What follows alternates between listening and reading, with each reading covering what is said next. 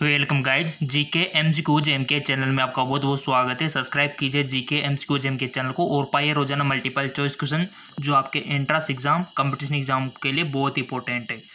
So guys आज हम physics से रिलेटेड यानी कि जो आपके बहुत ही विज्ञान है ना उनसे रिलेटेड एमसीक्यूज हम करने वाले हैं, ठीक है। और आपके कमेंट आ रहे थे इंग्लिश और हिंदी, तो एक दो दिन में बीच बीच में आपको इंग्लिश मीडियम और हिंदी मीडियम के भी मिलते रहेंगे, डोंट वरी। और अगर आपको इंग्लिश का ही चाहिए ना तो हमारा जो जेके लॉन जॉब चैनल है, जेके लॉन जॉब, ठीक है, उसका लिंक मैंने डिस्क्रिप्शन में अटैच कर दिया है। वहाँ पर आपको इंग्लिश मीडियम में मिल जाएगी, ठीक है। तो इंग्लिश मीडियम वालों को बिल्कुल भी टेंशन नहीं करना है, उनको भी ध्यान में रखा जा रहा है, ठीक है। जेके लॉन जॉब चैनल पर आपको इंग्लिश मीडियम में और हिंदी मीडियम में मिल जाएगा, ठीक है ना। तो आपको बिल्कुल फिक्र नहीं करनी है। हाँ जी बिल्कुल, जेके लॉन जॉब चैनल पर लिंक मैंने डिस्क्रिप्शन में दे दिया है, ठीक है। तो चलिए बात कर लेते।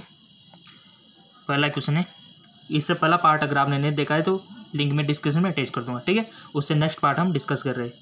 एकीकृत परिपथ में प्रयुक्त अर्धचालक चिप निम्न में किसकी बनी होती है? सिलिकॉन की, जिरकॉन की, कार्बन की, इनमें से कोई नहीं।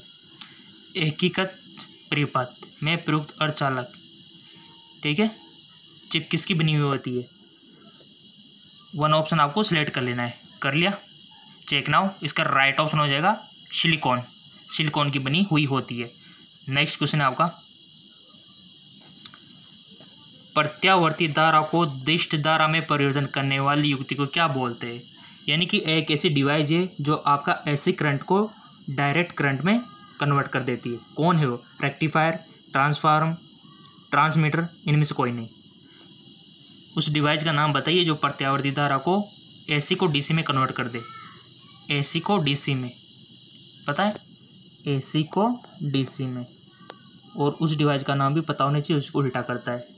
तो बता दो गाइस, बहुत अच्छा क्वेश्चन है। वन ऑप्शन आपको सिलेक्ट कर लेना है। कर लिया होगा? एक रफ पेज लेके बैठ जाओ, उसमें 1 2 3 4 5 और जो भी आपके मन में आ रहा है ना अभी जो ऑप्शन वो लिख दिया करो, जो भी आपके मन में आ रहा हो। फिर उसके बाद अगर गलत है तो उस पर गलत लगा दिया करो, क्योंकि मैं आंसर सॉल्व कर ही रहा हूँ ताकि आप अपना खुद का एनालिसिस कर सको, आपका टेस्ट भी हाथों हाथ होता रहे। सो सिंपल इसका राइट ऑप्शन हो जाएगा रेक्टिफायर, ठीक है, जो एसी को डीसी में कन्वर्ट कर देता है, ठीक है ना। अब आपसे पूछ लिया जाए कि डीसी को अगर एसी में कन्वर्ट करना है तो फिर कौन सी डिवाइस होगी डीसी करंट को एसी में? देखा होगा आपने इन्वर्टर तो देखा होगा, बहुत से घरों में लगा रहता है इन्वर्टर, ठीक है। तो उसमें क्या होते हैं, बैटरियाँ होती है, बड़ी बड़ी सी बैटरियाँ देखी होगी आपने। आप में से बहुत सारे वगैरह भी लग रहा होगा तो अच्छी बात है। बैटरियाँ होती है तो बैटरी में क्या होता है, डीसी करंट, तो वो इन्वर्टर उसको कन्वर्ट कर देता है एसी में, तभी तो आपके पंखे वगैरह बल्ब बल्ब जल पाते हैं, ठीक है ना। तो ये होता है, जब क्या उल्टा है, रेक्टिफायर एसी को डीसी में कन्वर्ट कर रहा है। तो ये क्वेश्चन ऐसे मजबूत होना चाहिए, कंफ्यूज नहीं होना है आपको, ठीक है। चलते हैं नेक्स्ट क्वेश्चन की ओर। अस्थायी चुंबक बनाए जाते हैं, तांबे के, इस्पात के, नरम लोहे के, ये सभी बिल्कुल अस्थायी चुंबक बनाए जाते हैं। थोड़ा सा जूम कर लिया मैंने, तो आपने वन ऑप्शन सेलेक्ट कर लिया होगा। इसका राइट ऑप्शन हो जाएगा इस्पात, ठीक है। इस्पात के अस्थायी चुंबक बनाए जाते हैं। नेक्स्ट है आपका, चुंबकीय क्षेत्र का मात्रक होता है वेबर, डोमेन, गॉस, हेनरी। चुंबकीय क्षेत्र का मात्रक, चुंबकीय क्षेत्र को किसमें मापते हैं? चूज कर लिया? Check now. इसका राइट ऑप्शन हो जाएगा आपका गॉस। चुंबकीय क्षेत्र को किसमें मापते हैं? गॉस में। नेक्स्ट क्वेश्चन है आपका, शुष्क सेल में जो ऊर्जा संग्रहित रहती है वह है? ऊष्मीय ऊर्जा, रासायनिक ऊर्जा, विद्युत ऊर्जा, इनमें से कोई नहीं। शुष्क सेल में जो ऊर्जा संग्रहित रहती है वह है, सो इसका राइट ऑप्शन हो जाएगा रासायनिक ऊर्जा, ठीक है। नेक्स्ट है आपका, अगला क्वेश्चन है, बिजली के पंखों की गति बदलने के लिए प्रयुक्त साधन है सीवस, रेक्टिफायर, रेगुलेटर या फिर अन्य? बिजली के पंखों की गति, आपने देखा होगा कि आपके बोर्ड में भी लगा होगा एक डिवाइस जिससे आपका जो पंखा होता है उसको कम ज़्यादा कर सकते हैं। तो वो डिवाइस क्या है? आपने चूज कर लिया होगा राइट नाउ। इसका राइट ऑप्शन हो जाएगा रेगुलेटर, बोलते हैं उसको, ठीक है। नेक्स्ट है आपका, फेराडे का नियम किस प्रक्रिया से संबंधित है? गैसों का दाब, गैसों की अभिक्रिया, तापमान एवं दाब, इलेक्ट्रोलाइसिस। चूज कर लिया होगा, चेक नाउ। इलेक्ट्रोलाइसिस का राइट ऑप्शन हो जाएगा। फैराडे का नियम किस प्रक्रिया से संबंधित है? इलेक्ट्रोलाइसिस। नेक्स्ट है आपका, निम्न में से कौन विद्युत अनुचुंबकीय है? कोबाल्ट, क्रोमियम, तांबा, निकल। अनुचुंबकीय, प्रतिचुंबकीय, इनके बारे में आपको पता होना चाहिए। लोह चुंबकीय, तो आपसे अनुचुंबकीय पूछा गया है तो इसका आंसर आपको देना है। क्या कोबाल्ट है, क्रोमियम है, तांबा है, निकल है? चेक ना, उसका राइट ऑप्शन हो जाएगा तांबा अनुचुंबकीय है। ठीक है, नेक्स्ट क्वेश्चन, चुंबकीय यामोत्तर और भौगोलिक यामोत्तर के बीच के कोण को क्या बोलते हैं? बहुत अच्छा क्वेश्चन। चुंबकीय यामोत्तर और भौगोलिक यामोत्तर के बीच के कोण को क्या बोलते हैं? चुंबकीय गुण, चुंबकीय नीति, चुंबकीय दिक्पात, इनमें से कोई नहीं। सो इसका राइट ऑप्शन हो जाएगा चुंबकीय दिक्पात। ओके, अगर याद नहीं है तो याद रख लो, ऐसे क्वेश्चन बनते हैं आपसे इंट्रांस एग्जाम कंपटीशन में। नेक्स्ट क्वेश्चन है, निम्नलिखित में से कौन सा एक प्रकृति में अनुचुंबकीय है? हाइड्रोजन, ऑक्सीजन, नाइट्रोजन, लोहा। अनुचुंबकीय है, सेलेक्ट कर लो वन ऑप्शन, क्योंकि हमको बहुत सारे एमसीक्यूज करने हैं अभी। आपके इंट्रांस बहुत नज़दीक है, कंपटीशन एग्जाम बहुत नज़दीक है। सो इसका राइट ऑप्शन हो जाएगा आपका ऑक्सीजन। ठीक है, ऑक्सीजन अनुचुंबकीय है। चलते हैं नेक्स्ट क्वेश्चन की ओर। नेक्स्ट है आपका, निम्नलिखित में से कौन एक अनुचुंबकीय पदार्थ है? लोहा, निकल, पित्तल, इनमें से कोई नहीं। बता दो, अनुचुंबकीय पदार्थ है, क्या लोहा है, निकल है, पित्तल है, या फिर इनमें से कोई नहीं? आपने वन ऑप्शन सेट कर लिया होगा, इसका राइट ऑप्शन हो जाएगा पित्तल अनुचुंबकीय पदार्थ है। ठीक है, नेक्स्ट क्वेश्चन है आपका, भौतिकी में चतुर्थ आयाम का परिचय किसने दिया? भौतिकी में चतुर्थ आयाम का परिचय किसने दिया? न्यूटन, निल्स बोर, आइंस्टीन, इनमें से कोई नहीं। चतुर्थ आयाम का परिचय, वन ऑप्शन आपको चूज कर लेना है। कर लिया, सो इसका राइट ऑप्शन हो जाएगा आइंस्टाइन। ठीक है, आइंस्टीन ने जो भौगोलिक में चतुर्थ आयाम का परिचय दिया।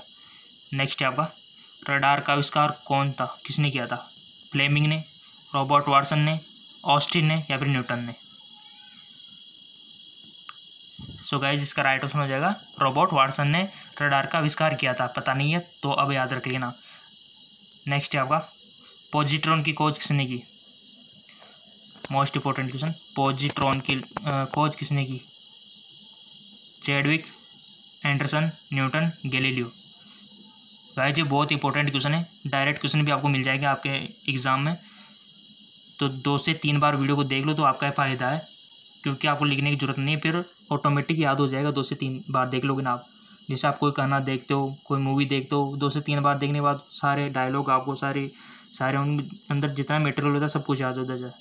तो अगर आप भी इसको 2 से 3 बार देखोगे तो आपको भी याद हो जाएगा। ठीक है ना, खैर सॉन्ग तो आपको पता है कि 1 बार सुन लो, 2 बार सुन लो, पूरा का पूरा याद हो जाता है। इसमें थोड़ा एफर्ट लगाना होता है, क्योंकि आपका फ्यूचर ब्राइट होता है एजुकेशन से। आई होप आपने सिलेक्ट कर लिया होगा पॉजिट्रॉन की खोज किसने की थी। चेक ना, उसका राइट ऑप्शन का एंडरसन ने। ठीक है, नेक्स्ट क्वेश्चन है आपका, चुंबकीय सुई किस तरह संकेत करती है? उत्तर, आकाश, पूर्व, इनमें से कोई नहीं। तो बच्चों वाला क्वेश्चन है, सबको आ गया होगा, उत्तर की और नॉर्थ की ओर। ठीक है, ऑब्वियसली बात है। चलते हैं नेक्स्ट क्वेश्चन की ओर। अगला क्वेश्चन है आपका, निम्नलिखित में से कौन सा पदार्थ चुंबकीय है?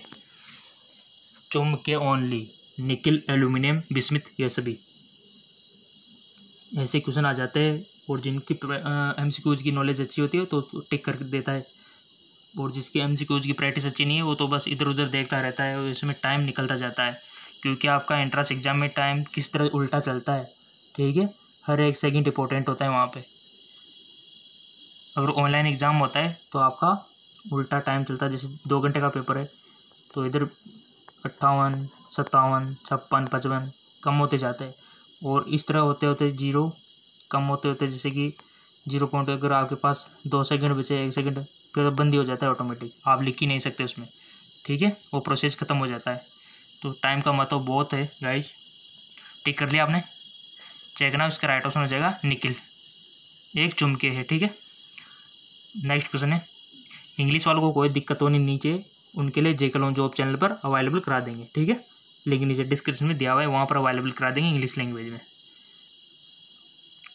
विद्युत मोटर किस सिद्धांत के अनुसार काम करती है? ओम का नियम, लेंज का नियम, फैराडे का नियम, इनमें से कोई नहीं।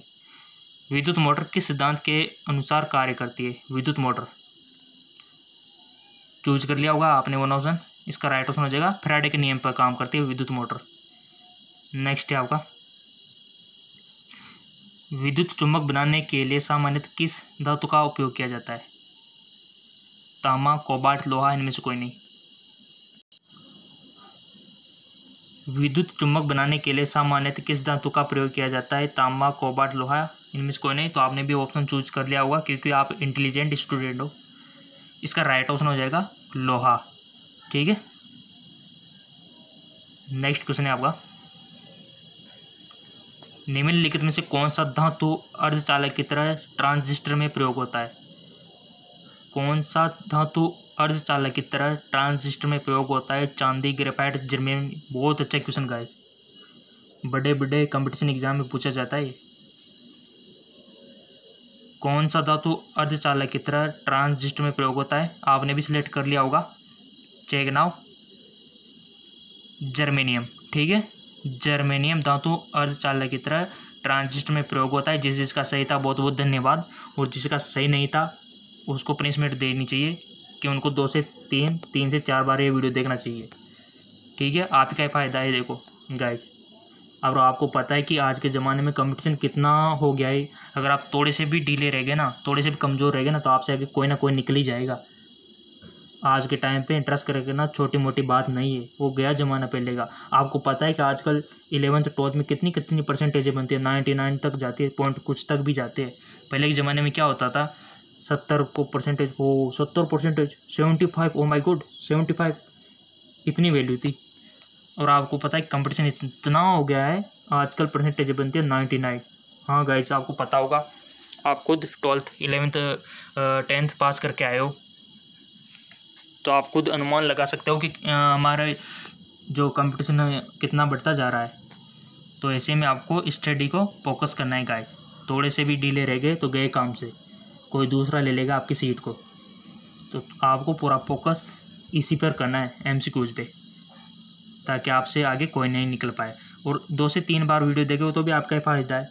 आपके अपने नियम होने चाहिए कि वीडियो कितनी बार देखना है, ठीक है, तभी जाके आप आगे निकलोगे। और मेरा पता है आप बहुत अच्छे स्टूडेंट हो, 2 से 3 बार देखोगे कि आप तो 4 बार भी देख सकते हो अगर आपको याद नहीं होगा तो। आपका मकसद याद करना है, ठीक है। चलते आगे की ओर। नेक्स्ट है, नाभिकीय रिएक्टर में भारी जल का प्रयोग किस रूप में किया जाता है? नाभिकीय रिएक्टर में भारी जल का प्रयोग किस रूप में किया जाता है? शीतलक, नियंत्रक, मंदक, परीक्षण। मोस्ट इंपॉर्टेंट क्वेश्चन है गाइस, भारी जल का प्रयोग किस रूप में किया जाता है? आपने भी टिक लगा दिया होगा, या तो शीतलक पे लगाया होगा, या फिर नियंत्रक पे, या फिर मंदक पे, या फिर परीक्षण पे, ठीक है। तो देखते हैं किस किस का सही है। इसका राइट ऑप्शन हो जाएगा मंदक के रूप में, ठीक है। नाभिकीय रिएक्टर में भारी जल का प्रयोग यानी कि D2O जिसका सूत्र होता है, किस रूप में किया जाता है? मंदक के रूप में, ठीक है। और ये हमारा राइट ऑप्शन हो जाएगा। तो अब एक किन किन का सही था आप अपनी ईमानदारी से बता सकते हो, आप खुद एनालिसिस कर सकते हो कि हमारा गलत था, तो अपने आप को कुछ बोल सकते हो, जो भी बोल सकते हो, आप अपने आप को थप्पड़ भी लगा सकते हो, ठीक है। क्योंकि देखो ये बहुत अच्छा क्वेश्चन है गाइस, ऐसे क्वेश्चन बनते हैं मंदक के रूप में, ठीक है। और जिन जिन का सही था बहुत बहुत धन्यवाद। चलते आगे की ओर। अगला क्वेश्चन है, कुलिज नलिका का प्रयोग क्या उत्पन्न करने के लिए किया जाता है? सूक्ष्म तरंगे, रेडियो तरंगे, एक्स किरणें, इनमें से कोई नहीं। बिल्कुल भी घबराना नहीं है। कुलिंज समझ में नहीं आ रहा है तो कोई दिक्कत नहीं, एंट्रेंस एग्जाम में आपको इंग्लिश लैंग्वेज भी दी जाएगी, ठीक है। तो आप इंग्लिश का सहारा ले सकते हो वहाँ पे। कुलिंज नलिका का प्रयोग, सो गाइस इसका राइट ऑप्शन हो जाएगा एक्स किरणें, ठीक है। एक्स किरणें उत्पन्न करने के लिए कुलिंज नलिका का उपयोग किया जाता है। अगला क्वेश्चन है,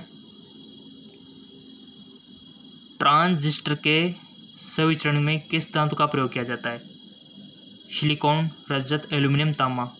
ट्रांजिस्टर के संवितरण में किस धातु का प्रयोग किया जाता है? चूज कर लिया होगा, इसका राइट ऑप्शन हो जाएगा, check now, right now, silicon. ठीक है, नेक्स्ट क्वेश्चन, सिलिकॉन क्या है गाइस? बहुत अच्छा क्वेश्चन। सिलिकॉन आखिर है क्या? क्या इंसुलेटर है, क्या कंडक्टर है, क्या सेमी कंडक्टर है? इनमें से कोई नहीं। तो 1 पे आपको टिक मार्क लगाना है, गलती हो या सही हो बट आपको लगाना है, ताकि आपको खुद को एनालिसिस हो जाए कि हम कितनी गहराई में है अभी। तो लगा लिया होगा आपने, तो इसका राइट ऑप्शन हो जाएगा सेमी कंडक्टर। अब वो तो आपको पता है कि आपने जो सोचा था क्या वो सही था, जिस पर आपने टिक मार्क लगाया था इससे पहले, मैंने नहीं बताया इससे पहले, क्या वो आपका सही था? तो आप खुद एनालिसिस करने लगा है। अभी आपको पता है कि लॉकडाउन, कोरोना वायरस चला हुआ है, तो कोचिंग तो है नहीं, तो आप इसी प्रकार से अगर तैयारी करोगे तो बेस्ट रहेगा आपके लिए। ठीक है ना, चलते आगे को, और तरीका भी यही है। नेक्स्ट है, एक्स किरणें किसको पार नहीं कर सकती? क्या त्वचा को, अस्थि को, मांस को, लकड़ी को? एक्स किरणें किसको पार नहीं कर सकती? सिंपल सी बात है, बहुत अच्छा क्वेश्चन है। तो आपने भी चूज कर लिया होगा राइट ऑप्शन, टिक भी लगा दिया होगा, चेक नाउ, अस्थि, हड्डियों को पार नहीं कर सकती। तभी तो आपने देखा होगा कि अगर चेस्ट का लेना है, पैर का एक्सरे लेना है, तो मांसपेशियों को तो एक्स किरणें, जैसे आपका पैर है, ये आपकी जांग है, जांग के अंदर आपकी हड्डी है। ठीक है, तो अगर आपका यहाँ का एक्सरे लेना है तो एक्स किरणें इधर से भेजी जाएगी, इनको तो पार कर जाएगी मांसपेशियों को, तो बट इन हड्डियों को नहीं करेगी। ठीक है, ये हड्डियों को नहीं करेगी, मांसपेशियों तो कर जाएगी। ठीक है, तो इस हड्डी का फोटो आपकी फिल्म शीट पर बना दिया जाएगा और आपको दे दिया जाता है। अगर कोई ब्रेकडाउन है, टूटी हुई है, तो उसमें शो हो जाएगी। ठीक है, नेक्स्ट है आपका, माइक्रोफोन का आविष्कार किसे माना जाता है? Stephen Hawking, Galileo, Graham Bell, इनमें से कोई नहीं। माइक्रोफोन का आविष्कार आपने चूज कर लिया होगा, इसका राइट ऑप्शन हो जाएगा ग्राहम बेल। ठीक है, ग्राहम बेल ने किया था माइक्रोफोन का आविष्कार। नेक्स्ट क्वेश्चन की ओर चलते हैं। अगला क्वेश्चन है, टेलीविजन का आविष्कार किसने किया था? J.L. वेड ने, जॉनसन ने, गैलीलियो ने, स्टीफन ने। 5 सेकंड का टाइम दिया जाता है, आपको उन ऑप्शन सेलेक्ट करना है, कर लिया होगा। ठीक है, टेलीविजन का आविष्कार किसने किया था? तो इसका राइट ऑप्शन हो जाएगा J.L. वेड ने। ठीक है, नेक्स्ट है, टेलीस्कोप का आविष्कार किसे माना जाता है?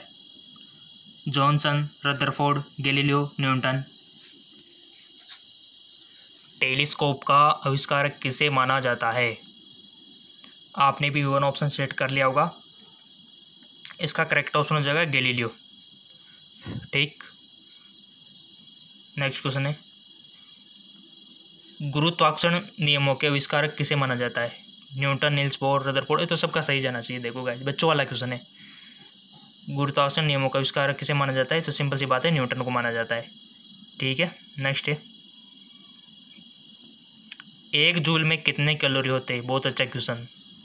1 जूल में कितने कैलोरी होते हैं? अपनी ईमानदारी से बता दो। जिसको पता है बहुत बहुत धन्यवाद कि 1 जूल में कितनी कैलोरी होते हैं, और जिसको पता नहीं है तो ये वीडियो 2 से 3 बार देख लेना, आपको भी सब कुछ आने लग जाएगा।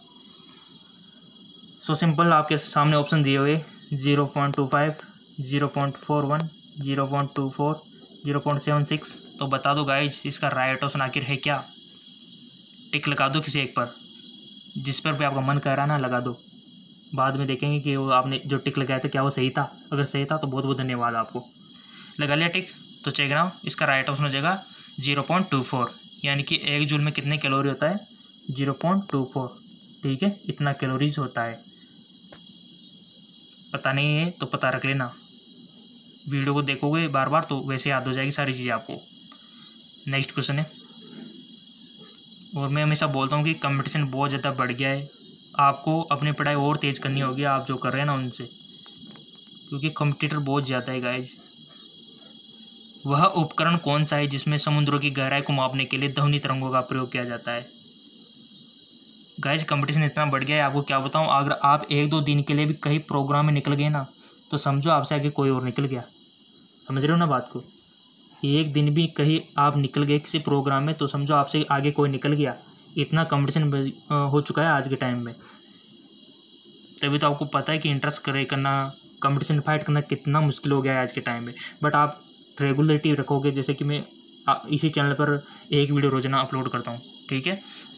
कोशिश कर रहा हूँ कि 2 भी करूँ, बट वो आपके कमेंट आएंगे तभी हो पाएगा ना कि आप इच्छुक हो कि नहीं हो। रोजाना का सुबह भी कर देंगे, शाम को भी कर देंगे। मैं तो आपको पढ़ाने के लिए तैयार हूँ, ठीक है। तो आप कमेंट कर देना अगर दोनों टाइम पे चाहिए तो आपको, ठीक है ना।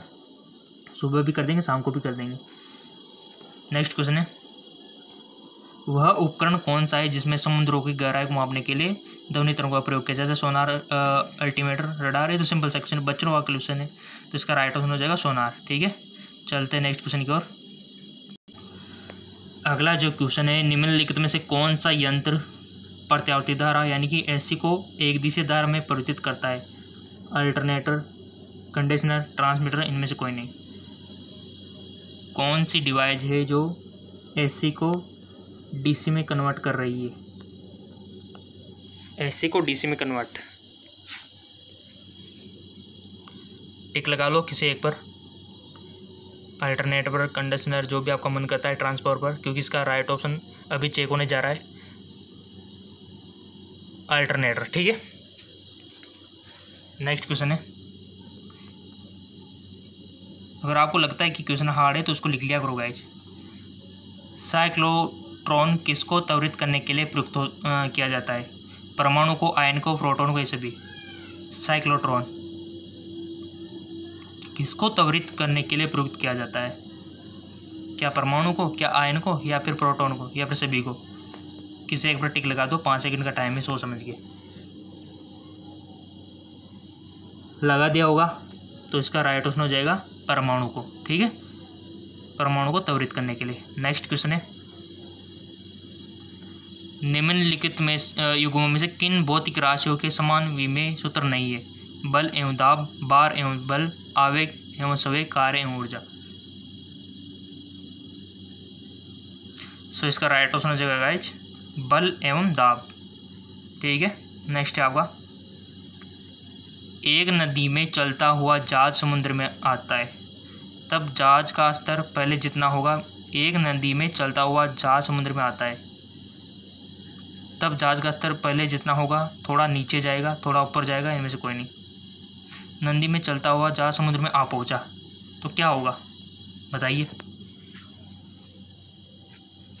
अब आप सोच रहे होंगे कि नदी में भी तो पानी होता है, समुद्र में भी तो पानी होता है, तो जहाज स्तर पे क्या इफेक्ट पड़ेगा, बट साइंस लगानी पड़ती है थोड़ी सी। सो गाइस इसका राइट ऑप्शन हो जाएगा थोड़ा ऊपर आएगा। इसके पीछे साइंस छिपा है, ठीक है ना, और वो आपको बताने कि कौन सा साइंस छिपा हुआ है, ठीक है। कमेंट में बहुत सारे स्टूडेंट कमेंट करते हैं। पिछला जो हमारा वीडियो था उसमें भी मैंने आपसे पूछा था कि संसार का सबसे बड़ा पुष्प कौन सा है, छोटा कौन सा है, तो बहुत सारों ने कमेंट किया था, उनका भी अभी नाम लूँगा मैं, ठीक है। जब अभी इनका भी बताना है आपको, ठीक है।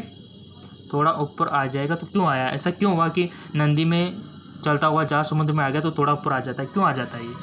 पानी तो दोनों में है, इधर नदी है, इधर समुद्र आ गया बड़ा सा, तो इधर से नाव अगर इसमें आ जाती तो क्या फ़र्क पड़ गया, इधर भी पानी था, इधर भी पानी था। तो आपको कारण बताना है कमेंट में, ठीक है।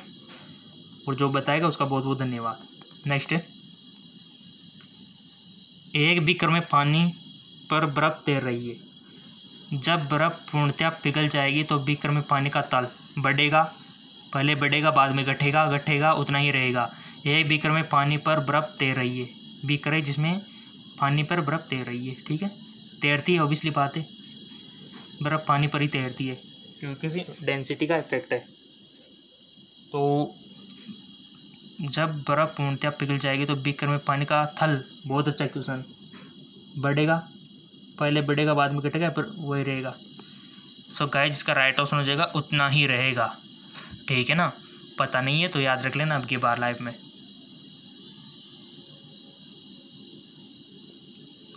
बर्फ़ पिघल गया, फिर भी पानी का तल वही रहेगा। ठीक है, नेक्स्ट क्वेश्चन है आपका, बहुत अच्छे क्वेश्चन है गाइस आज के भी। जब किसी बोतल में पानी भरा जाता है और उसे जमने दिया जाता है तो बोतल टूट जाती है, क्यों? बोतल हिमांक पर सिकुड़ती है, पानी गर्म करने पर फैलता है, बोतल के बाहर का तापक्रम अंदर से ज़्यादा होता है, पानी जमने पर फैलता है। बता दो गाइज, इसका राइट ऑप्शन क्या होगा? जब किसी बोतल में पानी भरा जाता है और उसे जमने दिया जाता है तो बोतल टूट जाती है, क्यों? आपने भी टिक लगा दिया होगा, चेक ना, उसका राइट ऑप्शन हो जाएगा पानी जमने पर फैलता है। ठीक है, ये आपको पता रखना है, इसलिए फूट जाती है, जमने पर फैलता है। आप सोच रहे होंगे कि जमने पर सिकुड़ता है, जी बिल्कुल नहीं, फैलता है ये।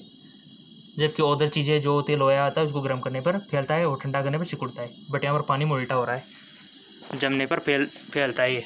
ठीक है, तो देखो साइंस का कमाल है। तो अगला है आपका, ऐसे क्वेश्चन पूछे जाते हैं कंफ्यूजन टाइप के आपके एंट्रेंस एग्जाम में, कंपटीशन एग्जाम में, क्योंकि इजी क्वेश्चन तो लगभग सभी कर देंगे, तो उनको ही पता है एग्जामिनर को कि इजी क्वेश्चन तो सब कर ही देंगे। तो कुछ ऐसा क्वेश्चन देता है आपको जिसमें दिमाग लगाना पड़े, आपको थोड़ा सा एफर्ट लगाना पड़े, और इजी क्वेश्चन भी देता है ताकि ज़्यादा दिमाग लगाने वाले है ना एक्स्ट्रा, उनका थोड़ा वो हो। ठीक है, तो इजी क्वेश्चन में आपको थोड़ी प्रैक्टिस करनी चाहिए, उनको नहीं मिस नहीं करना चाहिए। ठीक है, हार्ड की भी और इजी की भी। पहाड़ी पर चढ़ता एक व्यक्ति आगे की ओर झुक जाता है, क्यों? तेज चल सके, अस्तित्व बढ़ाने के लिए, शक्ति संचरण हेतु, और फिसलने की संभावना कम हो जाए, इसके लिए बताइए। सो गाइस, इसका राइट ऑप्शन हो जाएगा अस्तित्व बढ़ाने के लिए। ठीक है, अगला क्वेश्चन है आपका, यदि हम भूमध्य रेखा से ध्रुव की ओर जाते हैं तो जी का मान क्या होता है? बहुत अच्छा क्वेश्चन। और गाइस, आपको पता है कि पृथ्वी पर जी का मान अलग अलग जगह पर अलग अलग होता है, और इसी कारण से आपका भार भी चेंज होता रहता है, जबकि द्रव्यमान तो आपका सेम रहता है। भार चेंज होता है क्योंकि आपको पता है कि भार का सूत्र क्या होता है, W=mg। तो यानी कि इफेक्ट होगा, सिंपल सी बात है, क्योंकि जी आ रहा है आपके, तो आपका भार भी चेंज होगा। तो जी का मान भूमध्य रेखा से ध्रुव की ओर जाने पर क्या होगा? क्या बढ़ता है, वही रहता है, घटता है, या फिर इनमें से कोई नहीं? तो बता दो गाइज, इसका राइट ऑप्शन क्या हो सकता है? टिक लगा दो, किसी एक पर लगा दिया तो इसका राइट ऑप्शन हो जाएगा गाइज बढ़ता है। ठीक है, भूमध्य रेखा से अगर ध्रुव की ओर जा रहे हैं अपन, ध्रुव की ओर, ठीक है, तो सिंपल ऑब्वियसली बात है कि जी का मान बढ़ता है, यानी कि ध्रुव की ओर जाएंगे तो बढ़ेगा, यानी कि आपका भार भी बढ़ेगा। ठीक है, अगला क्वेश्चन है, बहुत अच्छा क्वेश्चन था गाइज, ऐसे क्वेश्चन बनते हैं आपके। बल गुणनफल है द्रव्यमान और वेग का, भार और त्वरण का, द्रव्यमान और त्वरण का, भार और वेग का। बल गुणनफल है, चेक कर लेते हैं, कर लिया होगा आपने, टिक तो लगा दिया होगा ना, 5 सेकंड का टाइम दिया जाता है आपको, लगा दिया करो गाइज, चेक ना, इसका राइट ऑप्शन हो जाएगा द्रव्यमान और त्वरण का। ठीक है, अगला है, शून्य में स्वतंत्र रूप से गिरने वाली वस्तु का समान वेग होता है, समान बल होता है, समान गति होती है, समान त्वरण होता है। शून्य में स्वतंत्र रूप से गिरने वाली वस्तु का, सो सिंपल इसका राइट ऑप्शन हो जाएगा समान त्वरण होता है। चलते आगे की ओर, अगला क्वेश्चन है, एक लकड़ी झूले पर बैठी, एक लकड़ी नहीं है गाइस, लकड़ी झूले पर बैठी स्थिति में झूला झूल रही, लकड़ी यहाँ पर मिस प्रिंट हुआ है गाइस, मैंने सोचा कि मैंने बोला, यहाँ पर लकड़ी लिखा हुआ है बट यहाँ पर लड़की है। ठीक है, लिखा हुआ अभी यहाँ पर मिस प्रिंट हो गया, सॉरी। ठीक है ना, ये गर्ल्स है यानी कि लड़की है। एक लड़की झूले पर बैठी स्थिति में झूला झूल रही है, उस लड़की के खड़े हो जाने पर दोलनों का आवर्तकाल क्या होगा?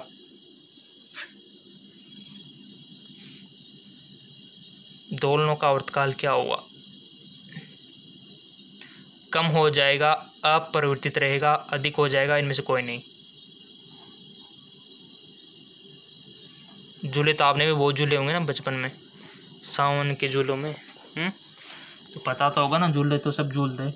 तो अगर कभी प्रैक्टिकली आपने किया हो, झूले में आप बैठ के झूलते हो, लेकिन कोई अगर झूले में खड़ा हो जाता है तो क्या इफेक्ट पड़ता है उसके दोलन में, यानी कि वो दोलन का मतलब इधर उधर जाता है ना ऐसे, उस पर क्या इफेक्ट पड़ता है?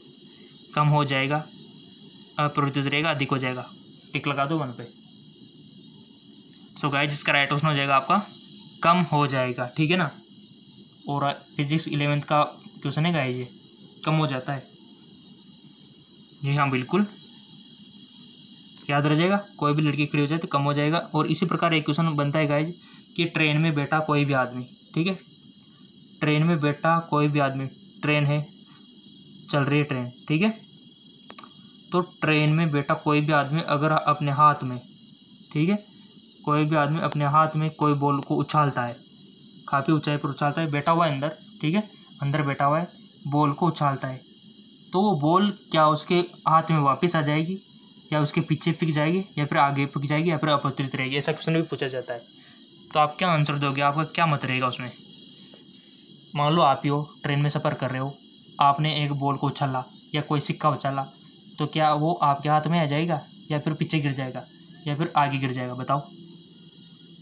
सिंपल सी बात है गाइस, आप यानी कि आपके हाथ में आ जाएगा वो, ठीक है ना, यानी कि वो भी तो गति कर रहा है ना, सिक्का भी तो आपके हाथ में था, तो वो वापस आपके हाथ में आ जाएगा। ऐसे क्वेश्चन बनते हैं, ठीक है ना।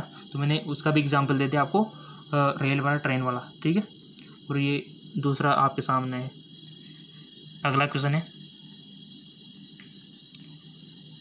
यदि किसी वस्तु का वेग दुगना कर दिया जाए तो सवेग दुगना हो जाता है, गतिज ऊर्जा 4 गुनी हो जाती है, उपयुक्त दोनों इनमें से कोई नहीं। यदि किसी वस्तु का वेग दुगना कर दिया जाए तो सवेग दुगना हो जाता है, गतिज ऊर्जा 4 गुनी हो जाती है, उपयोग दोनों इनमें से कोई नहीं। बहुत अच्छा क्वेश्चन है, फॉर्मूले पता होंगे तो आप इजीली कर दोगे इसको। और गाइज एक क्वेश्चन बहुत इंपॉर्टेंट है, किसी का 1 नंबरों से भी सिलेक्शन रुक जाता है, 1 नंबरों से भी। मैंने बहुत सी बार ऑब्जर्व किया, क्योंकि मैं तो पता है ना, मैं तो इंट्रेंस की तैयारी कराता हूँ, तो 1 नंबरों से बहुत सारा रुक जाता है, तो उनको कितनी गिल्टी फील होती है खुद उनसे पूछ सकते हो आप, जिनको 1 नंबरों से, देखो ज़्यादा से हो जाए तो कोई दिक्कत ही नहीं है, बट कोई बंदा 1 नंबर से रह जाता है तो कितना दुख होता है वो वही जान सकता है जो रहा है, ठीक है। तो मैं नहीं चाहता ये भी आपके साथ हो, आपको हर एक क्वेश्चन पर फोकस करना है ताकि वो वाली गलती आपके साथ ना हो। यदि किसी वस्तु का वेग दुगना कर दिया जाए तो सवेग दुगना हो जाता है, गतिज ऊर्जा 4 गुनी हो जाती है, उपयोग में से दोनों बता दो गाइज। सिंपल, दोनों, ठीक है, सवेग भी दुगना होगा गाइज, और उसका गतिज ऊर्जा भी 4 गुनी हो जाएगी, ठीक है, सब जानते हैं। 1/2 mv स्क्वायर। चलते आगे एक और, निम्नलिखित में से सदिश राशि है। हाँ गाइस ये बहुत इंपॉर्टेंट है ये चैप्टर, ये जो बताया ना सदिश, यानी कि सदिश और अदिश से भी क्वेश्चन बनते हैं। कौन सी राशि सदिश है, कौन सी अदिश है, आप बुक से देख सकते हो। अगर नई वीडियो बना दूंगा आपके कमेंट आएंगे थे कौन कौन सी चीज़ें सदिश है, कौन सी अदिश है, क्वेश्चन बनता है गाइस में, तो वो पिछली बात आपको बता रहा हूँ, ठीक है। वेग, लंबाई, समय, द्रव्यमान, सो सिंपली वेग एक सदिश राशि है, ठीक है। बाकी सब अदिश है, लंबाई अदिश है, यानी कि जिसमें डायरेक्शन नहीं होती है ना वो अदिश होता है। वेग में तो डायरेक्शन होती है, लंबाई में नहीं होती, समय में नहीं होती, द्रव्यमान में कोई डायरेक्शन नहीं होती, उसको हम क्या बोलते हैं, अदिश बोलते हैं। जिसमें डायरेक्शन होती है, दिशा होती है, उसको सदिश बोलते हैं। अगला क्वेश्चन है आपका, जैसे आपसे कोई भी चीज़ किसी दिशा में फेंक रहे हो तो हम बोल सकते हैं इस दिशा में उसका वेग है ना, जिसमें दिशा है वो सदिश है। न्यूटन की गति का प्रथम नियम क्या कहता है? मैंने आपसे पहले बोल दिया था कि न्यूटन की गति के तीनों नियम आपको पता होना चाहिए। तो पहला नियम क्या बोलता है? संवेग संरक्षण का नियम, गतिशीलता का नियम, जड़त्व का नियम, इनमें से कोई नहीं।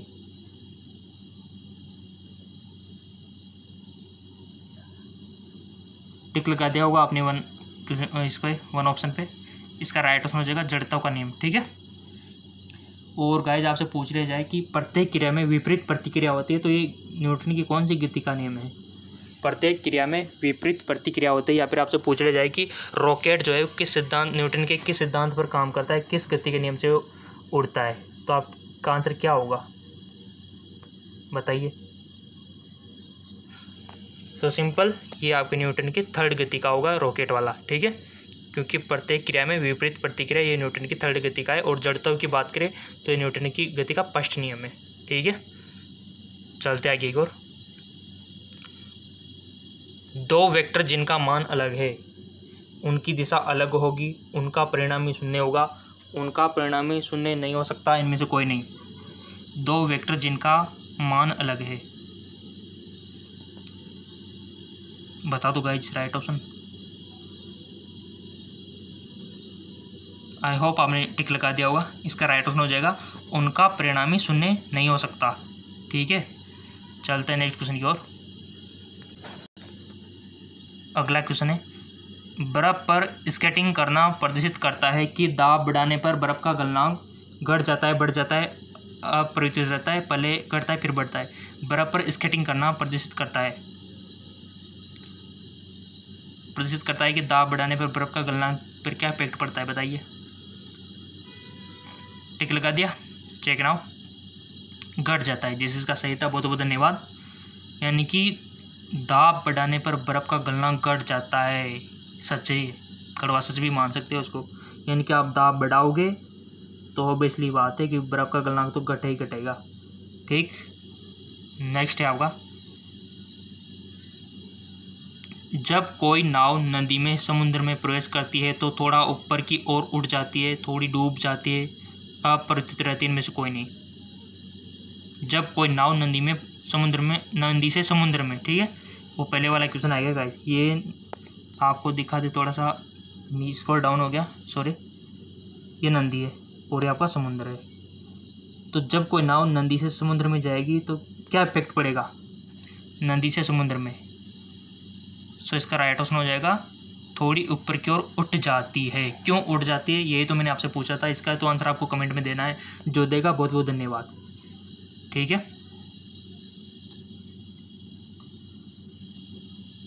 थोड़ी ऊपर की ओर उठ जाती है तो आपको सबको पता है, बट क्यों उठ जाती है वही रीजन आपको बताना है। ठीक है, नेक्स्ट है आपका, निम्नलिखित में से किसमें गतिज ऊर्जा नहीं है।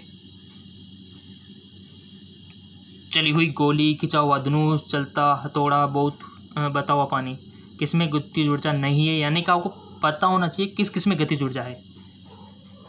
ठीक है ना, तो कर लो चूज। कर लिया, चेक नाउ। खिंचा हुआ धनुष में गतिज ऊर्जा नहीं है, जबकि चलती हुई गोली में गतिज ऊर्जा है, चलता हथौड़ा में गतिज ऊर्जा है, बहता हुआ पानी में गतिज ऊर्जा है। खिंचा हुआ धनुष में क्या है, उसमें स्थितिज ऊर्जा है गाइस। और भी उदाहरण बताऊँ आपको, कोई पत्थर ऊंचाई पे जाके रख दिया, उसमें भी स्थितिज ऊर्जा है। स्प्रिंग को अगर आपने कंप्रेस करके सिकुड़ के रख दिया तो उसमें भी स्थितिज ऊर्जा है। ठीक है ना, तो आपको सबको पता है। तो जिनको पता नहीं है तो पता कर लेना, ये मैंने बता दिया आपको। अगला क्वेश्चन है आपका, जब एक चल वस्तु की गति दुगनी हो जाती है तो उसकी गतिज ऊर्जा दुगनी हो जाती है, 3 गुनी बढ़ जाती है, समान रहती है, 4 गुनी हो जाती है। जब एक चल वस्तु की गति दुगनी हो जाती है तो उसकी गतिज ऊर्जा, जिसको गतिज ऊर्जा का फॉर्मूला यानी सूत्र पता है तो कर देगा इसको।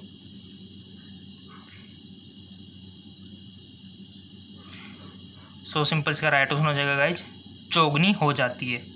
ठीक है, होगी सही। ठीक है, इसके अकॉर्डिंग। नेक्स्ट है आपका, जब दूध को भिगोया जाता है तो उसमें मक्खन अलग हो जाता है, इसका कारण है। बहुत अच्छा क्वेश्चन। दूध से मक्खन यानी कि दूध को भिगोया जाता है तो उसमें मक्खन अलग हो जाता है। एक क्वेश्चन इस प्रकार से आपने देखा होगा, छाछ भिगोना आप बोल सकते हो। छाछ को यानी कि दही से छाछ बनाना, तो जब दही से छाछ बनती है तो घी अलग हो जाता है। वो ऐसा क्वेश्चन का मतलब ये है, वो छाछ अलग हो जाती है। तो ये किस विधि से होता है, गुरुत्व से, घर्षण से, या फिर केंद्रापसारी बल से, और ऊष्मा से। 1 पे टिक लगा दो आप, तो बस लगा दिया, चेक नाउ। इसका राइट ऑप्शन हो जाएगा आपका केंद्रापसारी बल के कारण ऐसा होता है। घी अलग हो जाता है, छाछ अलग हो जाती है, किससे, केंद्रापसारी बल से।